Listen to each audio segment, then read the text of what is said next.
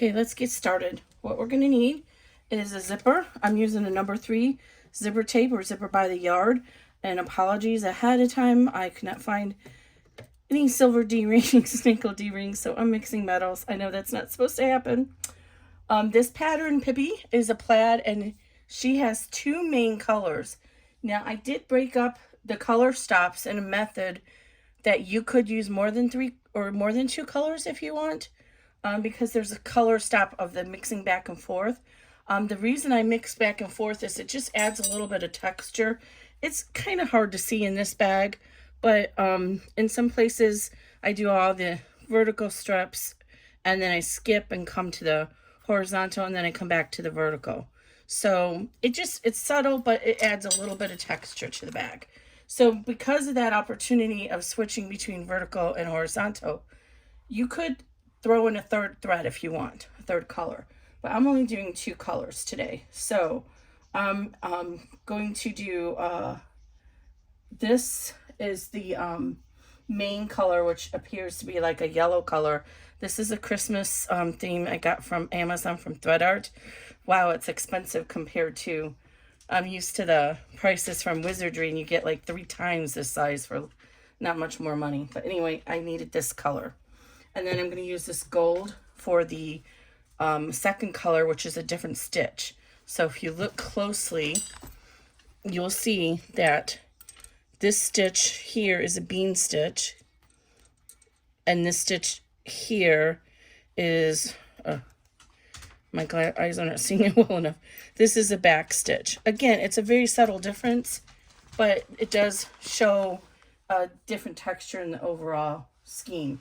So the series of 3 strips or 3 lines is a different stitch than the other one. Okay, so I have my zipper. I did want to demonstrate to you guys this cool new tool that I found for burning the edges of your zipper tape. This particular one is by Rieta, and I'll put a link down below. But it's so cool. You charge it. So there's a little charging port, USB, and you turn it on, and then it comes to light. It's meant for candles. Can you see that? But it also works really great for zipper tape. So let me trim this one off a little bit so it's even. And then you just take and turn it on and rub it along your zipper. Hopefully you see that. And then do the same thing on this side. But it also works really great for candles, where you stick in your hand in the candle to try and light it. And then just make sure you turn it off when you're done. Again, just a little switch there. And awesome. I love this new tool. It doesn't take that long to charge, so even though it's chargeable. Okay, so then we're going to need our materials. I'm using vinyl today. And I have 2 strips from my D-ring strap connectors. I'm going to do crossbody style. I have a piece from my back, and everything is cut at 9x9 because I'm doing an 8x8 bag. I didn't have enough of the Stardust from my punk for the back, so I had to use this white one, which I think is actually from Wizardry. I can't remember if that's, both of them sell it. Both my punk and Wizardry sell that crescent pattern, but I can't remember where I got the white from. The lining, I'm just using, as always, a Tula pink print. So I didn't use the salad, so hopefully you can tell the difference between the right side and the wrong side. I'm not going to demonstrate how to do a number 3 zipper. It's very detailed in some of my other videos. I'll try and put a link to the last one. I actually created an entire first timer in the hoop bag that is out on my YouTube channel. I'll put a link somewhere, and it goes into great detail on the zipper placement. So you can look at that one. Now you'll notice that my zipper placement lines are a little bit wobbly. My Janome 500E is what I'm using. She doesn't always do well with stitching on just stabilizer. So sometimes it's a little wonky. But anyway, as always with the number 5 zipper tape, I always start at the other end. You don't have to do it this way. You can do it your way, but this is the way I do it. And I always start at this end and tape it down as soon as I find my tape. I like to do what I call anchor it on one end before I go to the other end. And I must have dropped it. One moment, I'll be right back. Sorry about that. Okay, I got tape now. And I like to use this transport tape by 3M. You can use whatever tape you prefer, but I find that I can get 3 or 4 uses out of this. It doesn't gum up the needle too badly. It will over time, but if that happens to you, you can just go ahead and put some rubbing alcohol along your needle and it'll clean it. So what I'm doing is I'm lining up the middle of the zipper teeth, which is, there's a little line made there by the negative space, with the middle line on my zipper placement lines, those top 3 lines. And I like to overlap by about a 1/2 inch past the placement line. And then I flip it around and I do what I call walk it down or roll it down. And I take small pieces of tape and I just kind of watch, make sure I'm lining up the back. It's harder to see on the white zipper, but make sure that that middle is lining up with your middle zipper. And since it's the back of the zipper, you can actually take some pen or pencil and draw on that line just to make it show up a little bit better. But I assure you, even on this white zipper, it shows up plenty in person. It's just hard to show that on the camera, but it does show up. You can see it very easily when you're in person, because when you're rolling it down here, it kind of comes apart from the pressure of your fingers. So you can see where that negative space formed by the back of the zipper teeth is, and then just tape it down. I go about 2 to 3 inches at a time. And I always do the bottom part of the zipper and then come back in and I'll add on some tape to the top to hold that in place. Because if you don't, it may come loose from the vibrations of the machine and you could get a little pleat there. So be careful with your zipper pull. I like to try and make sure I have an extra good 2 inches on this end. And you want to tape that down as well, because you don't want it coming loose and hitting your needle somehow, especially if you went a little bit narrow on the space of how much you left open for that zipper pull. And you can see this 8x8 really fills up my 8x8 hoop. This is technically a 7.9 by 7.9, but it's much easier to label it as 8x8. Okay, I'm just going to use 2 pieces of tape there. Now, I'm not going to show all the steps on the machine.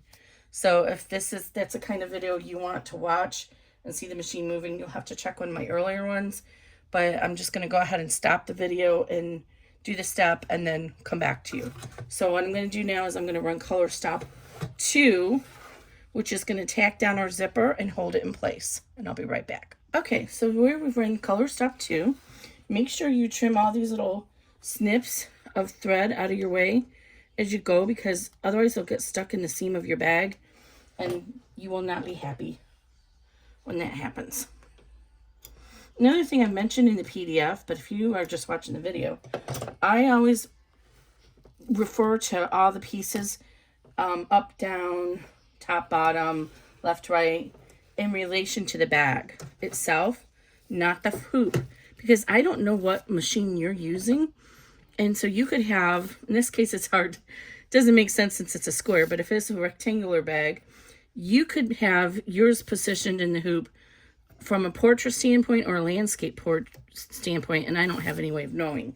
So whenever I talk about the position, it's in relation to the bag itself. So this is the top of the bag, this is the bottom, left, right. Okay, so next we're going to go ahead and add on one of our lining panels and then our front exterior. So I'm going to grab my lining and my front exterior. I'm using the Stardust because I don't want this texture of that crescent pattern to show on my plaid. That'll distract from my plaid. So move those out of the way. So we're going to start on the back of the hoop, and you see I just put these pieces of tape all over my machine. I think you can see that. It's hard to get this in position so you can see everything well.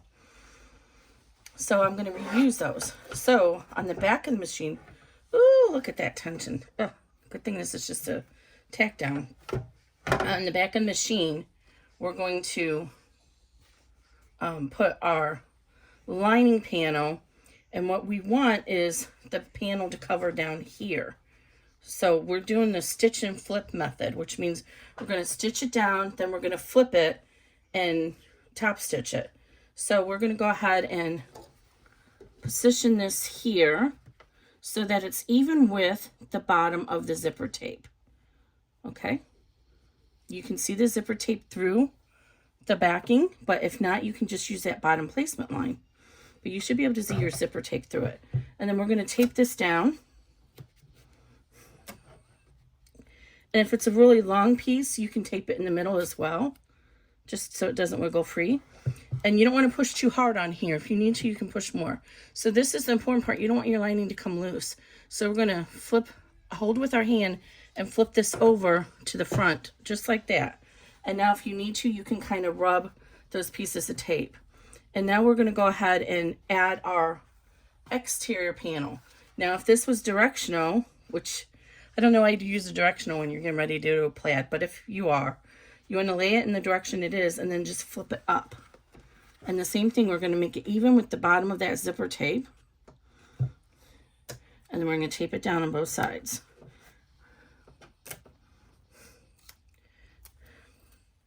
And this, I'm going to pull the zipper a little bit more out of the way, and because it's kind of in the way there, because it comes so close to the edge of the hoop. Okay, I'm going to put a little piece there. Put this. I like these little, they're butterfly zipper pulls, and actually there's two vendors, both Luxe Hardware and Wizardry sell these. I'm not actually sure which one I bought it from. I'm pretty sure these are from Luxe Hardware. Luxe, I'm not sure how she pronounces it. But I wouldn't buy them again because they get crooked in there. Anyway, we're going to go ahead and run step 3, which is going to tack this down for us, and I'll be right back. Okay, so we finished step 3. Now normally, if you're used to my bags, you know we would normally be folding the lining down at this step. But we're not going to do that today because I don't want to tack down that lining and have to pull it back up out of the way. So we're going to go ahead straight into our plaid, and then we'll pull the lining down later. So you don't have to necessarily do this, but I noticed on my first one, the tension, can I speak today? I'm sorry. The stitching is so tight that it kind of made some areas look like they were a little bit tension problems. So I'm going to add another piece of stabilizer behind this to help strengthen that. You can float it under the hoop or above it. I'm not going to float to the back since I already have the lining out. But it's just going to add a little bit more structure to the stitches. So what you want to do on any stitch and flip is you want to make sure you fold this down as tightly as you can. And this is a time when one of these little boning devices or paper folding tools really come in handy. And then tape it down really well. And I've already switched my thread color to my first thread color, which is going to be the variegated Christmas. Now I'm going to go ahead and run these steps 4 through, I should double check before I got on here. Let me see. I think it's 4 through 10. Anyway, it's in the PDF. I'm going to run all the steps of the plaid, and then I'll be right back with you. So what I'm going to do is switch the thread color for each step. And then when I get to the step where I show where you can potentially introduce the third color, I'll come back to you on video and show you where we're at and what step that is. So right now I'm going to run 4, 5, and 6, and then I'll be right back.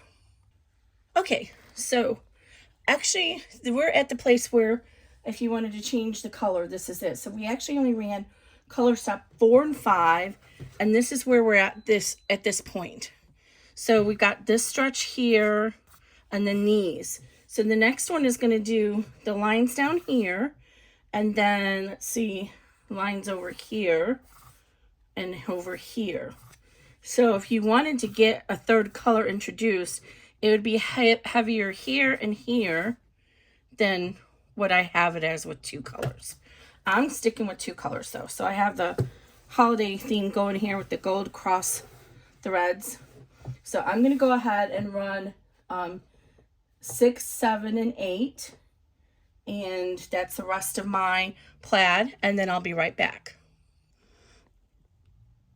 Okay, so we are up to step 10. I think you can see this okay. 10 is going to be our top stitching for our bag. So we want to put our lining in the back down so that we get that top stitch down. If you are big into bag making, you'll know that if you don't top stitch the lining, sometimes it can puncture up like this and get caught in your zipper pull. Now, some bags don't do the top stitching. They just are able to pull the lining tautly enough where they might tape it down or glue it down. I don't know.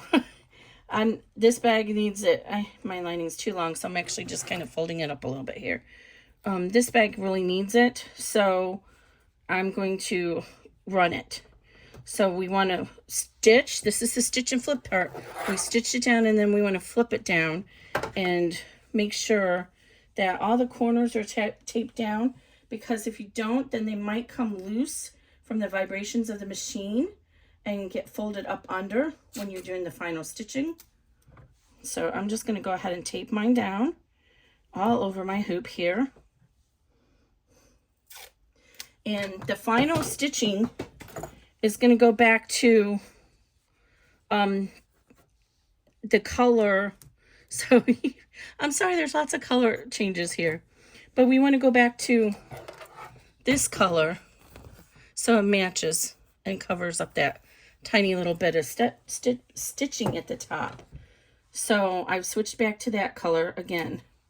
Okay, so that's step 10, and I'll be right back. All done with that. So next we're going to run the placement lines for the D-ring strap connectors. But I do want to point something out to you real quick. From a troubleshooting standpoint, I could not find the brush for my bobbin case, and I know it needs cleaned out. So I want to show you, this was a brand new spool of thread, and you see how in some areas I have some looping right there? That's usually a sign of having extra debris in your stitch path area. So this is just a sample, so I'm not worried too much about it. But what you can do is go to the back of it. I've already pulled, oh, I'll pull it up, that's okay. Go to the back and find where that stitch is loose. I don't know if I'll be able to find one really easily. Do I have a pin here? Oh, if you have a pin, you can stick it in there. So like right here, I see one is loose right there. So I'm going to put the pin through it right there so I can see it on the back. And it doesn't want to go through. It's very thick with all the stabilizer. Anyway, so then I can see the, oh, that's why I got it. Okay, so now I can see where the pin is right there. And then you can take your seam ripper and kind of pull up on those threads a little. Don't break them, but just pull and bring the what's the word I'm looking for? I'm sorry. Bring the the slack. Bring the slack of it to the back. And see, you can already see that that already did. And I actually didn't get all of it. I'm going to use my finger and try and gauge it. Yeah, right there. And then it's going to get caught underneath your lining, so you don't need to see it. So just pull the slack to the back. And then you won't see it. The other thing that you can do, especially you see we have a lot of these little jump strings, and sometimes it's hard to get those trimmed really closely. There's lots of different scissors that will do it. But another thing that you can do, I'm not going to use my tool for this because it's harder to get that up in close. You want to take a lighter. I swear to goodness, I had one sitting here, guys. I'm not losing my mind. And now I'm not seeing it. Where'd the lighter go?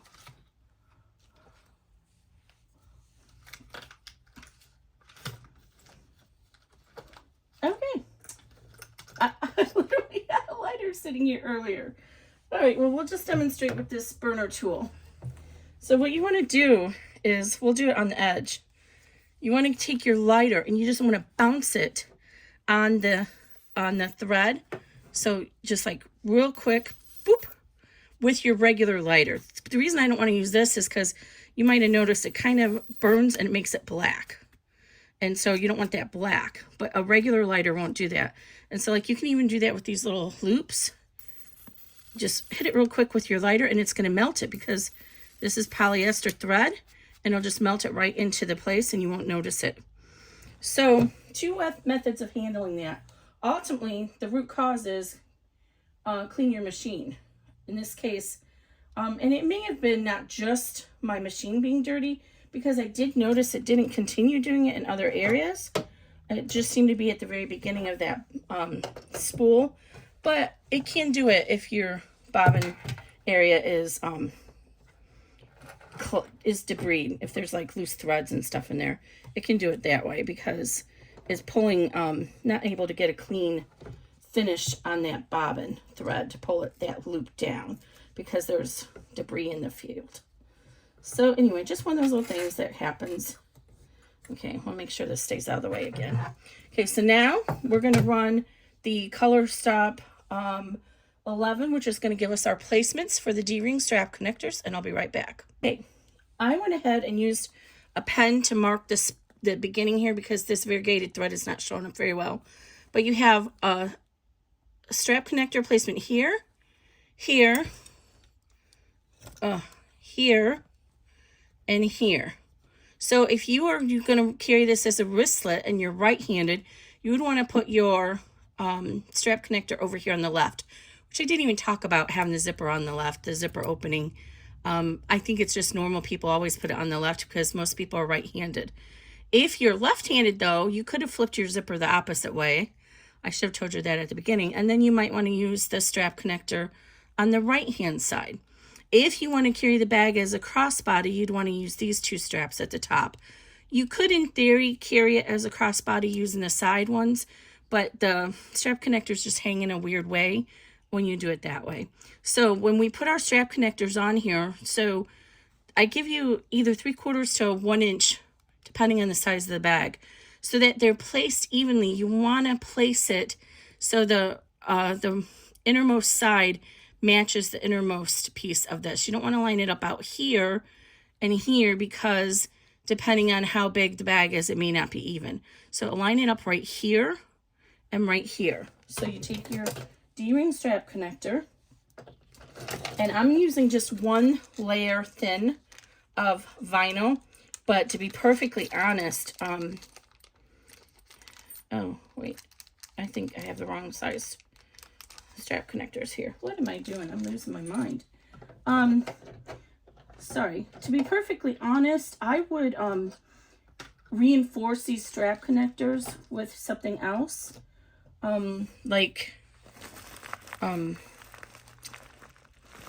Sorry, I lost my train of thought. Decoville Light or some other firm stabilizer like Self-Use Plus. What I normally do is, since it's a 3/4 inch strap, I will cut the other piece at, I actually have a piece of Decoville Light right here, a scrap. I can show you what I mean. I didn't plan that. So what I do is, this is 3 inches long, but I don't want the Decoville in my seam allowance because it's hard for the needle to go through that. So what I would do is I would cut it so it's like 5/8 inch. You're just really reinforcing the point where it's going to rub on the D-ring strap connector. So when we fold this over here, right, and you're carrying the bag, it's constantly going to be pulling on this section right here. So you just really want to reinforce that section. So we can actually do that. And what I do is, you can either iron it at your sewing or your pressing station, or I usually actually just put a little bit of glue on it and glue it down. So we'll do it since I actually ironically happen to have a scrap right here. So I just put a little bit on the back of glue because the pressure is going to hold it in place of the bag. So you don't need it glued really, really strongly. And the reason you're doing 5/8 inch instead of 3/4 is because you don't want it to show on the sides. If you happen to be able to see on the sides when the bag is being used. So just center that. You can fold it in half and, you know, get an official center, or you can just wing it like I'm doing. And I'll let that seat a little bit, but you'll see that we're not going to stitch through that glue anyway, because we're going to be stitching up here. And I don't know what's going to here. My camera got too far up. Sorry about that, guys. So we're going to stitch through this section. So the other thing is, when you do the D-ring strap connectors, you want to overhang them over the side of the bag by at least 1/2 inch. And you're not going to trim that off when you do your bag. At the end, when you trim your whole bag, you do not want to trim that off, because I call it a cantilever. I Googled, and I'm not sure if I have the right engineering term, but basically by allowing this extra overhang on the top of your bag right here, it gives some pressure relief to the joint, to the seam, such that it's not going to tear out. Let me show you on the finished bag. Oh, where did I do the finished bag? Oh, here it is. So by having it there, this is a high stress point, but because it's not cut off real close there, there's more room for the energy of the pole when you're pulling this to go through the whole strip. And so if it does start to come out, it's not going to come out all the way and you can mend it. Whereas if you had this cut at the seam, it's going to come out really easily. So it's not to prevent it from coming out. It may come out just if it starts to tear, but it's to prevent it from coming all the way out, and somebody may be losing their bag and falling off their arm or whatever because it tears. This way, hopefully you'll notice that it's loose, right? And you'll say, ooh, I got to fix this somehow. Now, how to fix it is a whole nother story, but one thing you can do, because you know that you left that 1/2 inch overhang in over top of it, you could actually come back in there if it came loose as a measurement to fix it.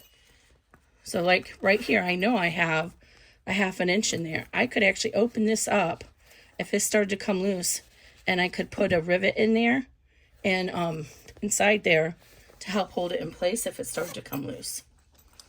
Anyway, that's it. Okay, so I've placed my D-ring strap connectors where I want them, and I put a piece of tape over it to hold it in place. Now, one thing I want you to be aware of, if you have the same machine as me, or maybe this is a issue with all machines, you see how this is kind of bumping up, right? When my machine goes to stitch, it pulls the hoop all around. So it might go like this, and then my hoop's in the way, but it might go all the way around, and it could get stuck on that. So on the Janome 500E, I have the thread cutter engaged. So when I hear the thread cutter finish, you can reach back to the back where the lever is to lift your presser foot. And can you see that it goes up even higher? Let me put this back on the hoop so you can see better. This presser foot will go up even higher. Can you see that? And then it'll avoid hitting this hardware. So I'll go ahead and run this step just so you can see what I mean. So we're on step 12. And normally what I do is I'm not using this stitch, so there's no sense in wasting thread there. My machine, I can space forward by the stitches. So I just space forward past that tack down. And then see, you saw how it actually did hit that. That was a good, I didn't plan that, but it was good that it did it. So now watch what happens when I tack down this D-ring strap connector. So I keep my hand back here. Listen. Now lift up. See, it would have hit it. Lift up, hold it, go down. I'll do it one more time. I wish I could see. Let me see if I can get the camera better so you can see the back now. You have to be careful. You don't want to hit your embroidery arm. You want to just go ahead and Wait for it to, the thread cutter to finish. Listen. Now lift. And see, it would have hit that one too. So that's what I do on my machine.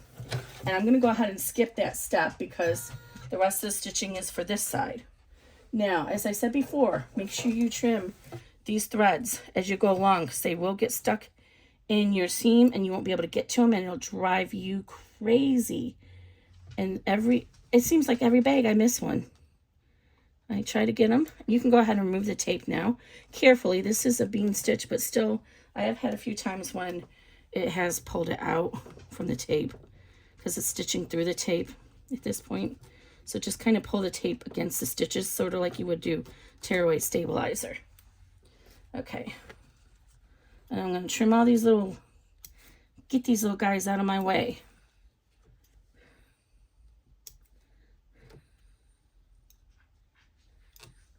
Okay, and just like that, we're almost done with this bag. So we're going to go ahead and just like we did on the, and you know what, you can actually tape these little D-rings down because depending on the material you're using for the strap connector, it may or may not hold it.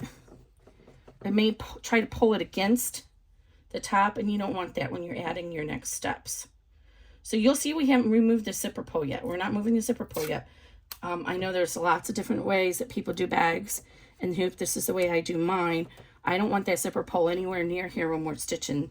So I stitch this piece down first on the exterior, but we're going to do that lining too. So we want to take our second lining panel and we're going to lay that so the top edge is lined up with the top of the zipper. And again, we're going to tape it down.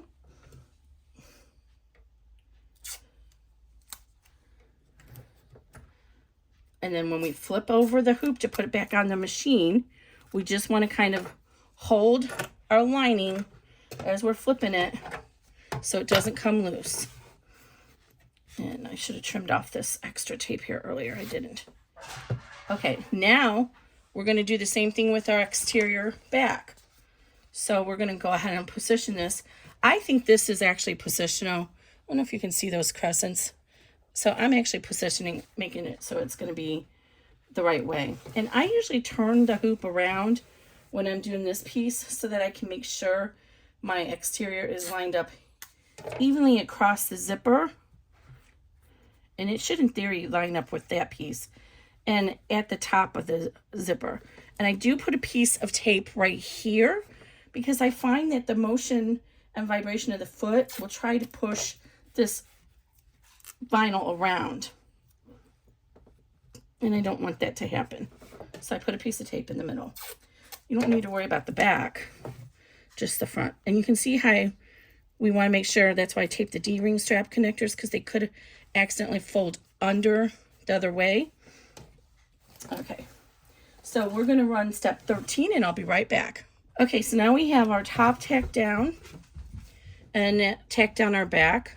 Ooh, weird. Got that looping again. That's okay. I'm not going to worry about it. Really need to clean out my machine. So this is where you have an option to backstitch the back of the exterior. I don't, but just I'll show you just as an example. This one I did not backstitch or top stitch. I did not top stitch the back.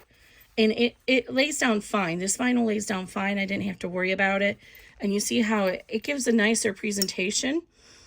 But on this one, oh, wait, this isn't the one. I'm sorry. I'll have to find the one that I top stitched the back. Oops. Anyway, when you top stitch the back, it just gives a little bit of a pleat. Of course, I can't, all these bags I have, I can't find one. It gives a little bit of a pleat at the corner, and you see you just see, I'll show you. It looks like this. It'll look like this on the back. You'll have just a tiny little bit of the exterior showing above your zipper. So I do not top stitch. I don't like that, and depending on how thick your vinyl is, it may give you trouble. But I do top stitch through the lining because again, we want to keep this lining from getting into our zipper area. So I go ahead and pull it. We've stitched it and we flip it. I use my finger crease that seam, and then I tape it out of the way. And we are really almost done with this bag. Just have a couple more steps.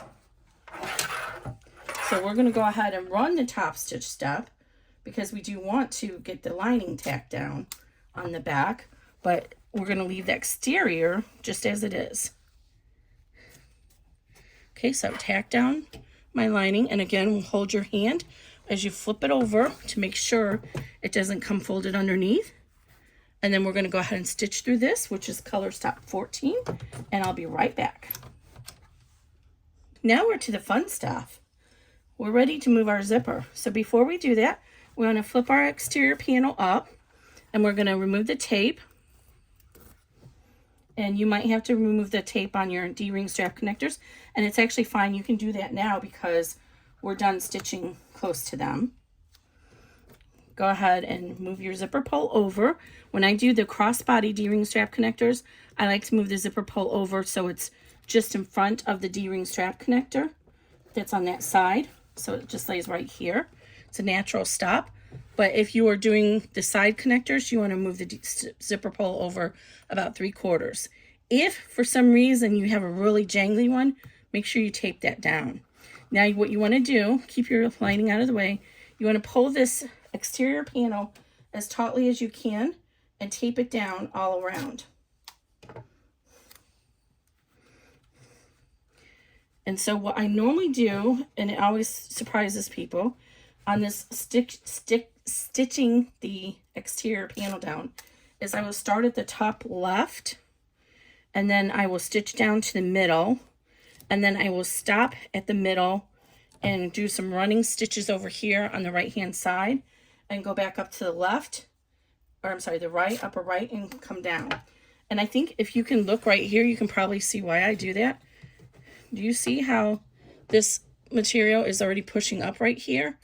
This material has some stretch in it, and when it has stretch in it, when the presser foot comes around, it can kind of push this material to come out of, how do I say it? It stretches it, and it can get a bump in it.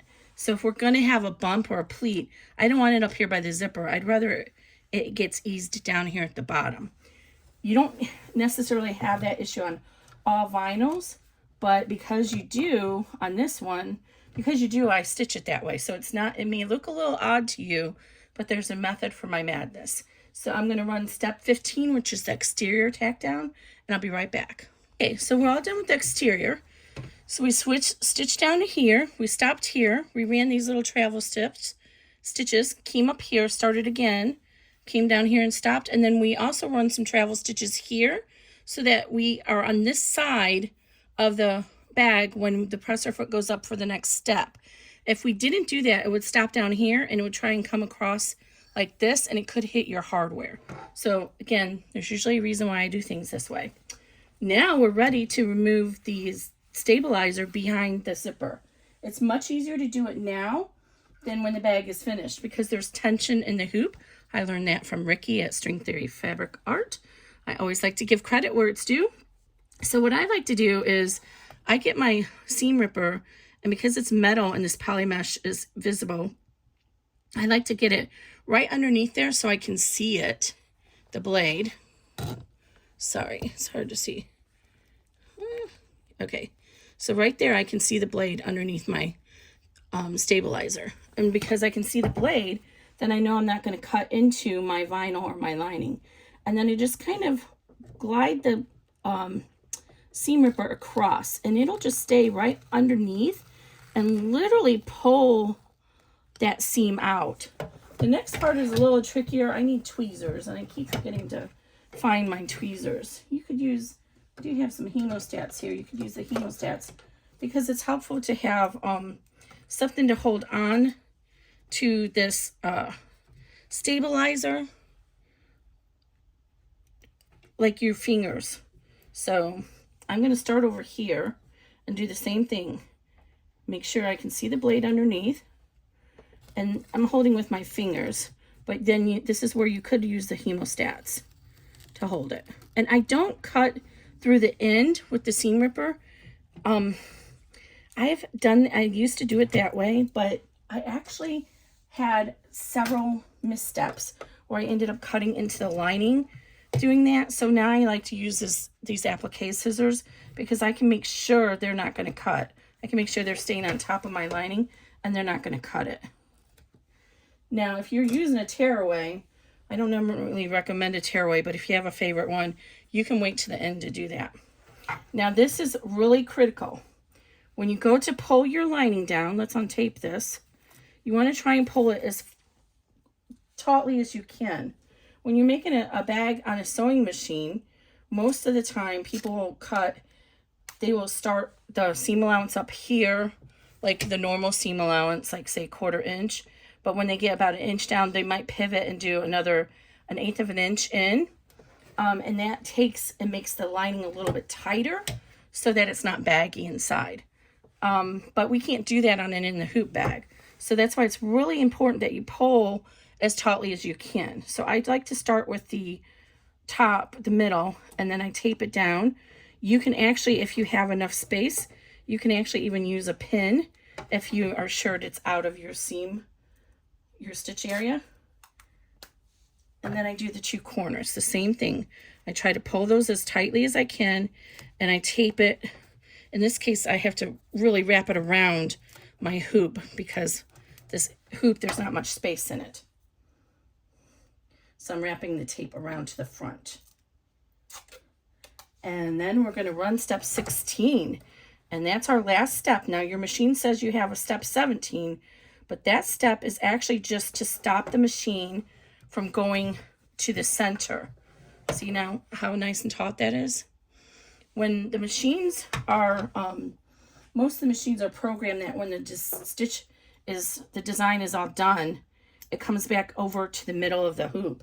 We don't want that because we have D-ring strap connector, we have zipper pulls, and if it does that, it could get hung up on it, something like that, and break our machine or break our design, whatever. So we're not going to do that. So we're going to go ahead and run step 16. Just going to stitch from the top left to the center, leave the opening to turn the bag, and then come back up here, and I'll be right back. Okay, we are all done.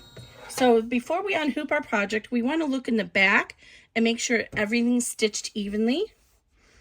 And then, of course, we already made sure the front did. And you'll also notice that I did stitch that last stitch, so it was just outside the first stitch by about 1/16 to 1/8 of an inch. That is another bag making tactic that helps to reduce the seam, seeing the thread in the seam. It takes a little bit of the pressure off the vinyl. It's usually only a vinyl issue, because with cotton, the threads will usually kind of blend into the weave of the cotton. They don't stand out as much. But obviously that doesn't happen with vinyl. So it's just a little bag making trick. So I use that, incorporate that into my design. So right now I'm removing all the tape. It's a lot easier to do that right now.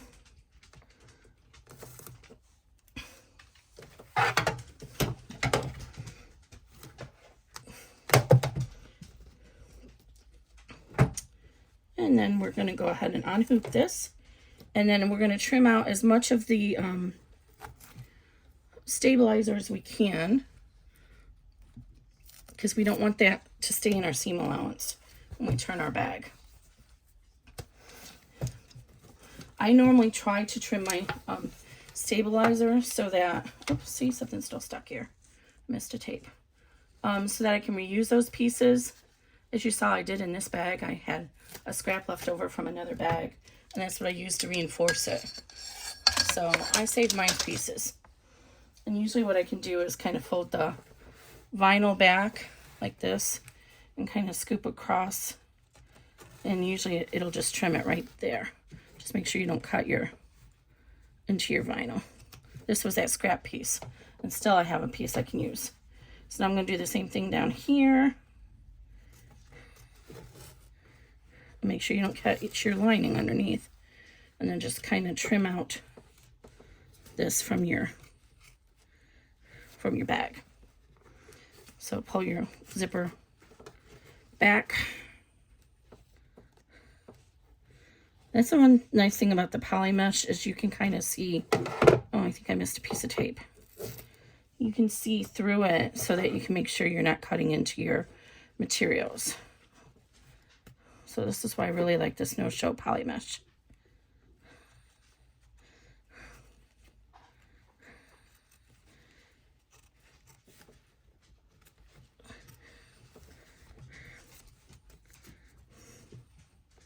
This is the piece that's like watching paint dry.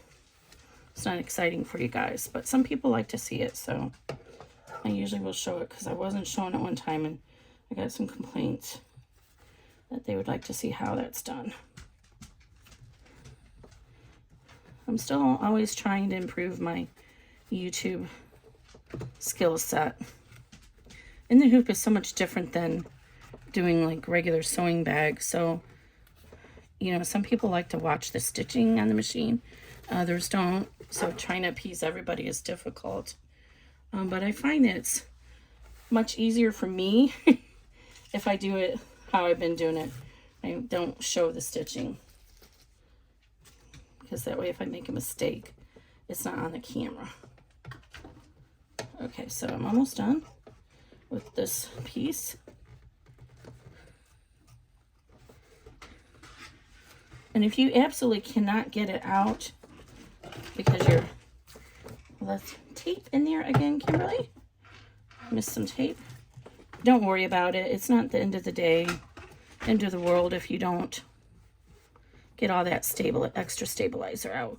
It just will make your bag seams lay better, the less amount that's in it. Now we'll be really careful when we do this up here because again, we don't want to cut our D-ring strap connectors off. So just be really careful when you're cutting up here. There we go. Okay, so the next thing is we want to make sure that we leave a little bit extra seam allowance for our opening. So what I do is I just come in here and cut off at a 45-degree angle into the seam allowance on both sides.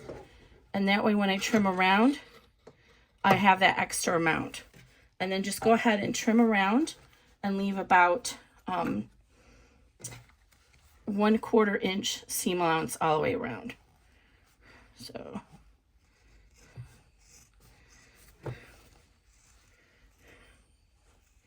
and you can trim off your zipper tape,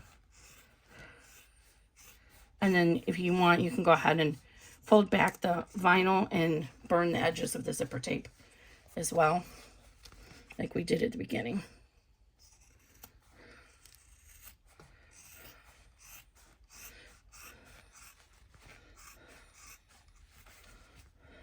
And remember, if you were doing a wrist strap connector, you won't want to trim. You should have paused and made sure you pull that strap connector out of the way and not trimmed it even with your seam allowance.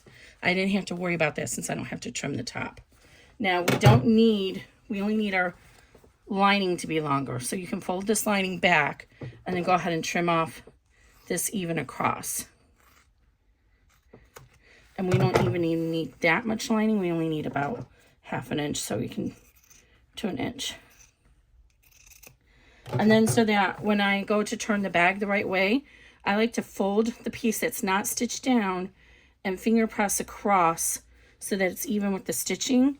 And that way I get a nice even fold to glue against. So I just use my fingers to do that. Okay.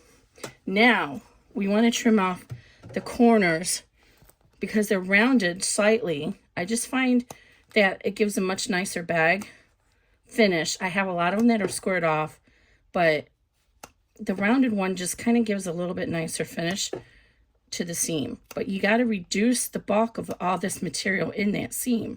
So when you put little notches in it, it takes all that bulk of that vinyl out and it'll allow the seam to spread open inside the bag and lay nicer.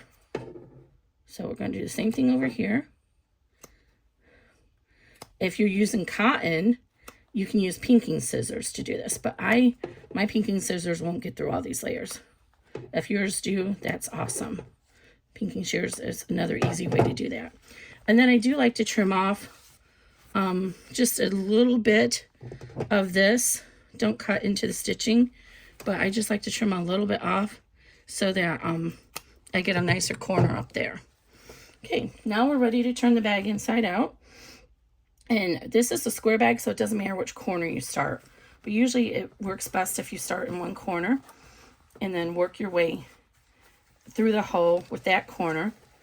And I try to leave a good enough space to do it. And then once you get that corner through, usually the rest of the bag will just kind of pull through with it. So work that in. And I do back stitch the lining, so be gingerly, but you don't have to be that gingerly. And then just kind of work the rest of the bag through it, the hole. If you do tear your lining at the back stitching because you're pulling too hard, it's not the end of the world. You can hand stitch it or just glue it closed. I always glue my bags closed, but you can use whatever method you prefer to closing your in the hoop bag. Some people like that seam tape. I tried that. I didn't care for it because it made it really stiff at that spot. The glue stays sets up really fast and it stays soft. Okay, so we're almost done pulling the bag through. And then I like to push out all the corners while the bag is lining side out. Just probably doesn't really matter, but it's just a habit I have. Okay, and now we're ready to go ahead and glue the bag closed. So I get a few clips. Where are all my clips at? Some of these little wonder clips. Sorry if I'm breathing hard. I don't know if I am, but it's that time of year. Okay. So this is Beacon Fabri-Tac. I'm not sponsored by them, but just a happy customer. So again, we have that little crease that we made. So I fold that back in, and what I do is I fold in at that. So away from me is the part where the stitching is, because it forms a really firm edge there. And I will glue half at a time. Oh. So I just run a bead of glue right on that thread. I got too much on there. Right on the thread. And then I just pull the piece that I have creased right up there on top of that thread. And then I put my little clips on. And the reason I like this so much is it sets up in about a minute so that you can turn the bag the rest of the way out. You don't have to wait. And then it final cures within 24 hours. So if for some reason you somehow do discover a mistake on the exterior and you need to open this back up, you can do that within a few minutes. And then go to at that point, you'd have to go to your sewing machine probably to fix it. Obviously, you can't get back on the hoop. Okay, make sure you put your lid on this right away because it has a tendency to come out and it will damage surfaces if it gets on it. So while I'm waiting for that to set up, I'll go ahead and push my zipper pull the rest of the way open. And remember, you have that D-ring strap connector in there, so that might give you a little bit of grief. And then by the time I get to this end is usually already set up. So I can go ahead and put these clips back in here. And it's set up enough that I can turn the bag. That's how fast it sets up. So now you just simply have to turn the bag. The lining side goes inside the bag. And you'll push out all your corners. I'll show you one trick about the zipper.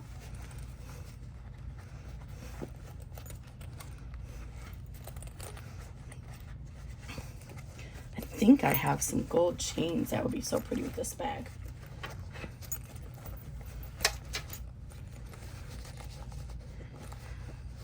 Now see, there's a little thread I missed. That's okay, I'll use the lighter to zap it. Okay, so use your fingers and push out the corners. But what I like to do is take my favorite turning device. You can use the hemostats or I love this tool that a friend sent to me by Alex Anderson. It's a 4-in-1 tool. The other piece is missing, but this piece has a lid that is like a wood press. I love this piece. I can get into the corners and push them out really good. So I kind of hold on to the bag like this and then push from inside. And the same thing over here. And you see how because we trimmed that down so much, you can get the corner out really nicely. This side I didn't get out all the way yet. And then what I like to do is I like to rub that tool alongside, inside against the seam. I'm getting too close to the camera to show you, and so I'm breathing on you, and I'm sorry about that. But it's hard to show. So you see I'm rubbing it inside along the seam. And that just helps kind of bring that seam open a little bit. All right, the final thing is to pop open your zipper on this side. So what I do is I put my thumb on top of the zipper pole like this. This goes inside, and then just kind of gently push that out. Oh, gently. Oh, my stitching is a little bit loose there. I don't know what happened there. That's why you want to be gentle. Now this corner is the hardest corner because there's zipper tape and the bulk of the seam, the vinyl and everything in there. And it just, so you'll see, it don't always let your bag, well in this case it did, but sometimes you won't be able to get the zipper all the way over there. If that happens, use your, whatever device you're using, push down on this little bulky corner, and at the same time you're going to push it to the back, and it's going to help that zipper pull out. I trimmed that corner so I'm not having that issue with this bag. But there you go. And then go ahead and push it down. If it's too puffy, you can go ahead and put a book on top of it. But there's our bag. How cute is that? So this is the Pippy Plaid bag. I hope you like it. This one's a holiday spirited one. And today is Saturday, December 4th. So you'll probably see the video before it's listed on Etsy because I have a few more sizes to do. But it'll be out there soon. Thanks, guys.